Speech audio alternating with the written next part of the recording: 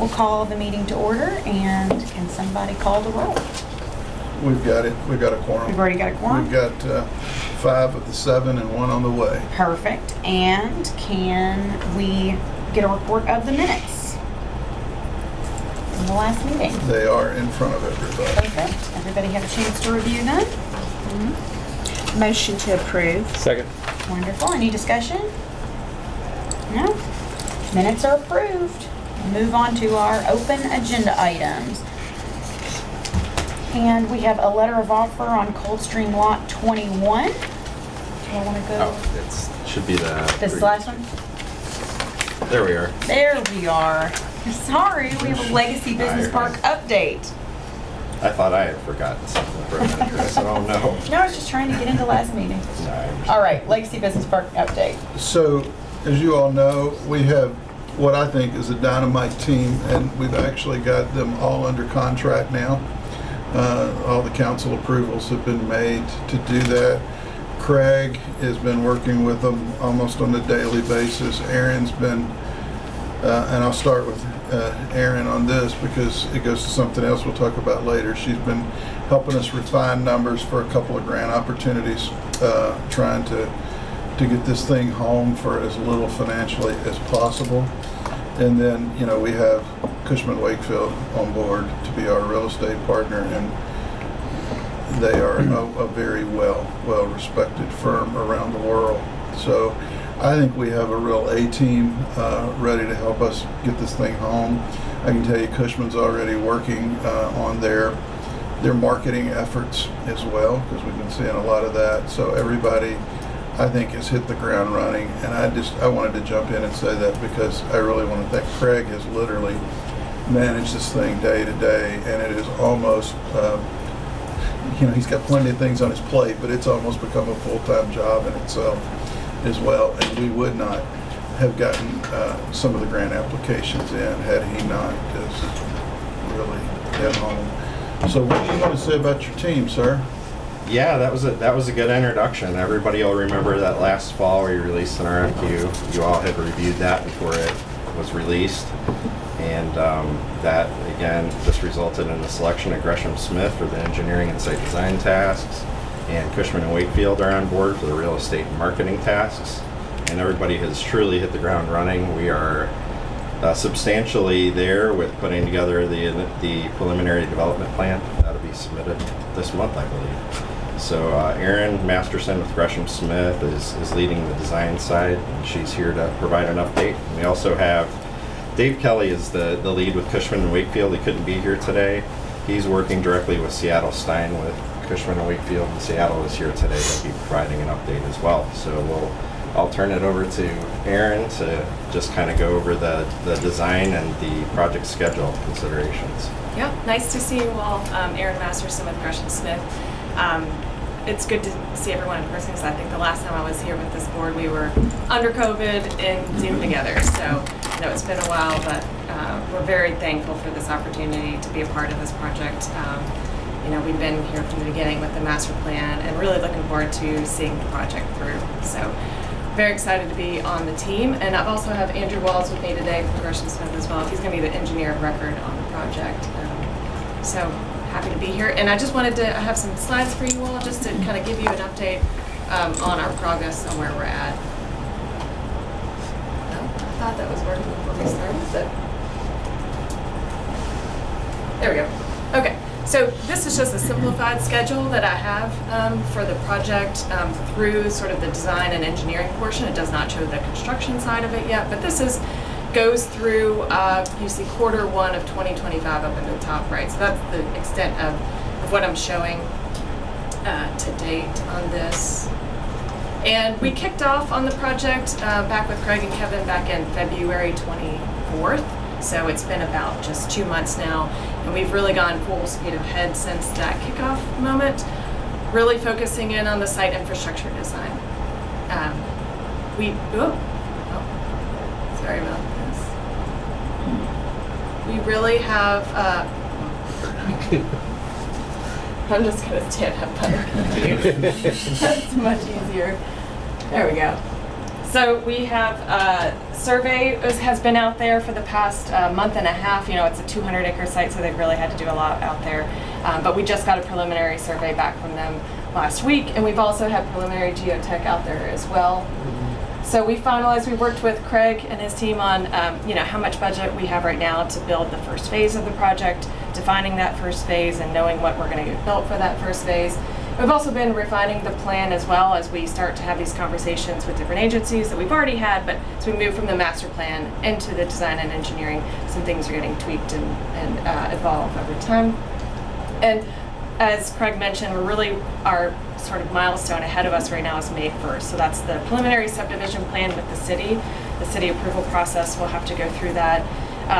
If all things go well through the technical committee review and the process with the city, we should get sign off by June 8th date for that plan. From then we can full speed ahead into construction documents. At that point, we should have construction documents. We're estimating about the end of September at this time, which then we'll go out and get our permits. Those will be both state, federal, and local permits. And at that point, we anticipate having those complete or in hand by the end of November, which at that point we can put the project out to bid and select a contractor.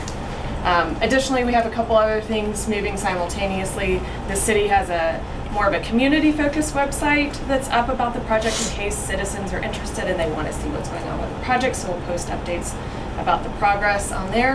And then Cushman Wakefield has a different website that they're building for prospective buyers. So there's kind of two ways to get information about the project depending on who you are. So those we're working hand in hand with Cushman Wakefield on those types of things.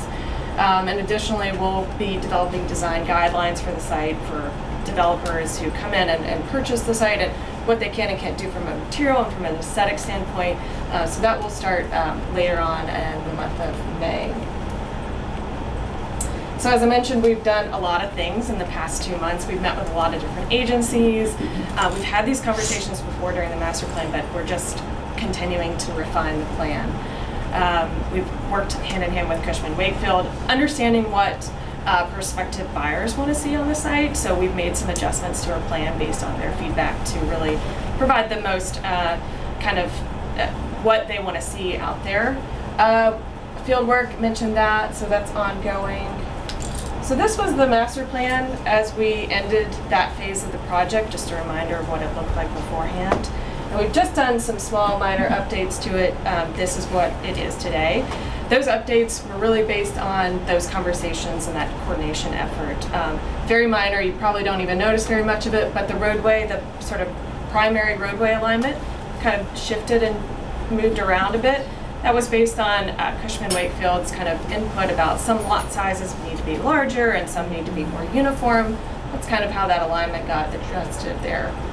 And also we talked with the city about some of the connections from the neighborhoods over to the Legacy Trail. A little bit of those were reconfigured in a better way that they felt would help out those neighborhoods. So those are really the changes that we've made. Here, before you leave this slide, can you remind us what phase 1, what will it accomplish? That's what's taking us through Q1 of 25.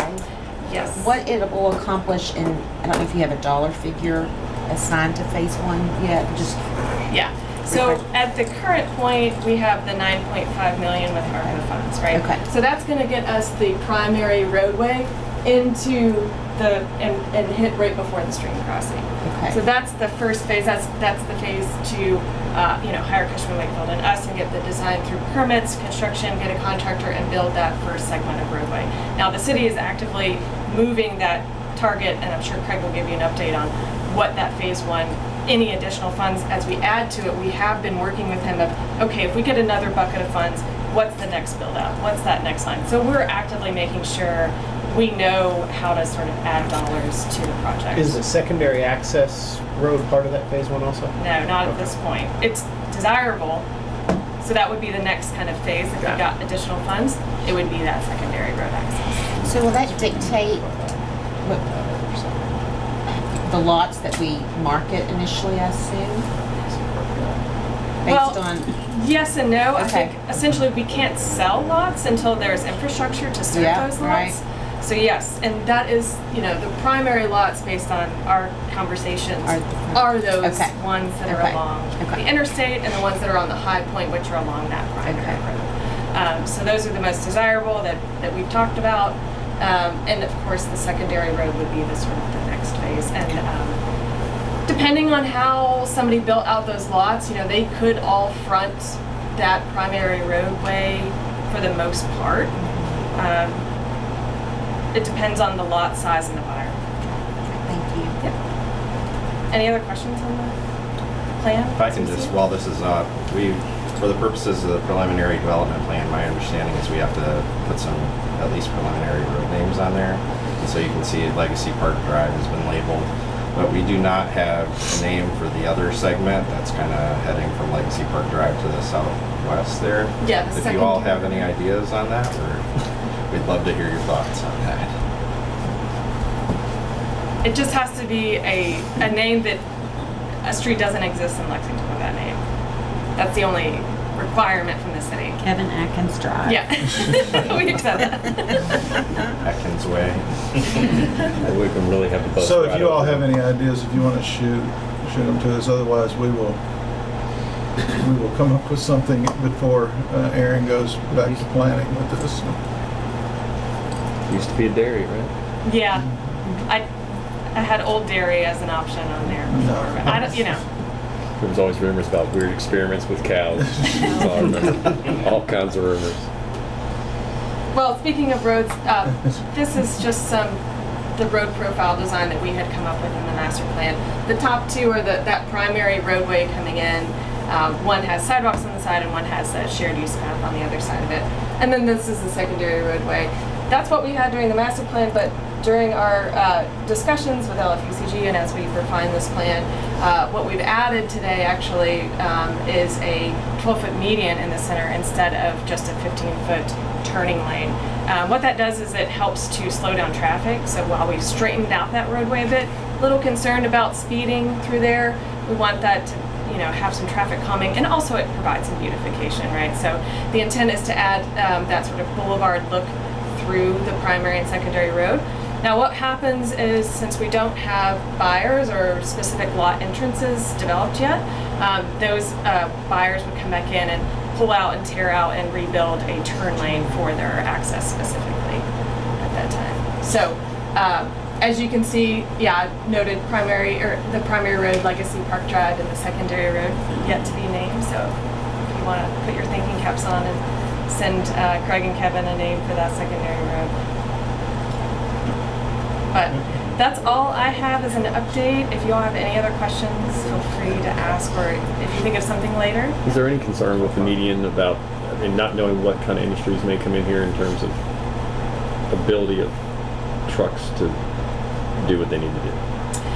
We certainly, at the intersections, are making sure that large semi-trucks can make those turning radiuses happen. That is part of the design and the engineering of the plan.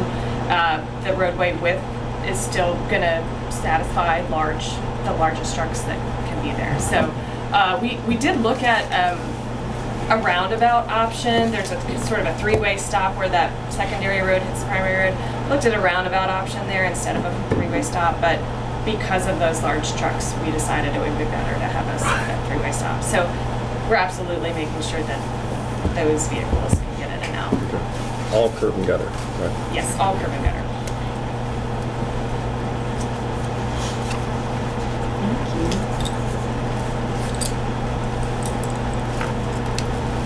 Anything else? No, that's helpful. Thank you. Yeah, thank you. Thanks, Sarah. Thank you all. As I said, we're really happy and excited to be working on this project, and so I'm sure I'll be seeing you all more in the future. Good? Aaron, are you done? Yes. Okay. So before we go to Cushman, most of you all probably know the gentleman that just walked in, either by Zoom or actually have known him in person. Ryan Holmes is our newest board member. He has replaced Jeff Fugate, whose term was up, and Jeff has his hands full at UK and asked me to please not put him back on right now. So Ryan brings a lot of the same skills. We're really excited about having him on the board. Welcome, my friend. I appreciate it. Thanks. How's your dad? All right, what skills did Fugate bring? I was trying to be nice. That's not a high bar, man. They both carry notebooks. That's Yeah, with the park. Are you ready for Seattle? Yeah, so we'll turn it over to Seattle with Cushman and Wakefield to talk about the real estate marketing standpoint. Good. Great to see everybody this morning. As Craig mentioned, my name's Seattle Stein. Pinch hitting here for Dave Kelly, who's actually spearheading the project here. He is a University of Kentucky grad, so figured it made sense that he spearhead this project. Kind of give you some background on our team, Cushman. We are based out of Cincinnati, but we do have a presence regionally, both Louisville, Lexington, and Cincinnati, Dayton, Columbus, everywhere, as Craig mentioned. So we have a team of 5 in Cincinnati, strictly all industrial. So that is our strong suit, and that is what our focus is. So to get started here on the project that Aaron just mentioned, we are actually just finalizing our brochure and our marketing materials for both sites, Coldstream and Legacy. So we went live with that actually recently, a week ago, on LoopNet and CoStar, which if you're not familiar with those sites, it's online marketing for basically for industrial and commercial properties. So it's like a Zillow of residential, if that makes sense to you guys. So that's one avenue that we are focused on. The second one is going to be on our Cushman and Wakefield website. So that is broadly marketing basically across the entire country that everybody can access. In addition to that, we are going to have our own custom Legacy Park website, which we are pretty much a week out, I think, from going live on that. Lastly, we are getting together a sign that we are, Craig, you can correct me if I'm wrong, but do we have a spot for this sign yet? But And I think we have sorted it out on the 50, but we're still talking about it for Legacy, where those might be and how many we might have. Yeah. So we're going to get together a marketing sign. It's going to be very large that everybody can see, and basically just present the excitement that we are to be on this project. We're thinking about going live on a press release, which is going to take everybody here in this room, Craig and Kevin, basically on how we're going to get that out to I guess all the marketing avenues. Again, we're extremely excited here. Look forward to meeting more of you guys here and seeing you guys around. Thanks. Thank you. Thanks. So Craig is doing regular project calls with this team. So it is a continual update kind of, and back and forth on draft materials has been real good. I actually brought some too, if you guys want to see it. There's both parks here, so you guys can just take a look.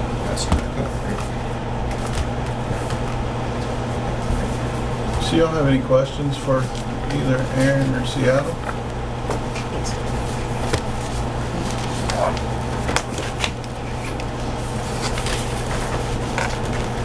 Okay, and I think we're ready to talk about money. All right, we'll go on to the funding update. Yes. Sure. So some of this will be update for you all, but I just wanted to kind of provide a comprehensive picture of where we're at. So last time the board met, we talked about the lot 21 sale to Dr. Colton Jane. That was closed on March 24th. The purchase price is $1.15 million, actually $1,155,000. So that's on the 50-acre site. So proceeds from all of the lots in that 50-acre area are shared revenue-wise between UK and LFUCG. So each UK and LFUCG received $577,500 for that, $577,500. LFUCG's share of those proceeds will be used for a match for the KPDI grant, which I'm talking a little bit about next. So the KPDI, this is through the Economic Development Cabinet. This is a grant, a matching grant that they released in the fall that we applied for. We did earlier this year. received notice that we were recommended for funding on this, but there is a formal application that we then had to fill out to move forward with it. It's a little bit of a different process than what I've seen with some grants. So we submitted that last month, and we anticipate this going forward to the KEDFA board. And if you're not familiar with that, like I wasn't, that's the Kentucky Economic Development Finance Authority. They will be meeting and making a final recommendation on this, hopefully next month. And that will be followed by execution of the grant agreement. So the bad news is I can't really share with you what that amount will be until it's finalized. It's definitely going to be a sizable amount though, and we are putting matching funds towards it. So it will, you were asking about the phase line earlier for this project. We anticipate that this will move that phase line to the east side of the creek. So we will be able to continue installing some of the underground infrastructure and bring that road a little bit further to the east.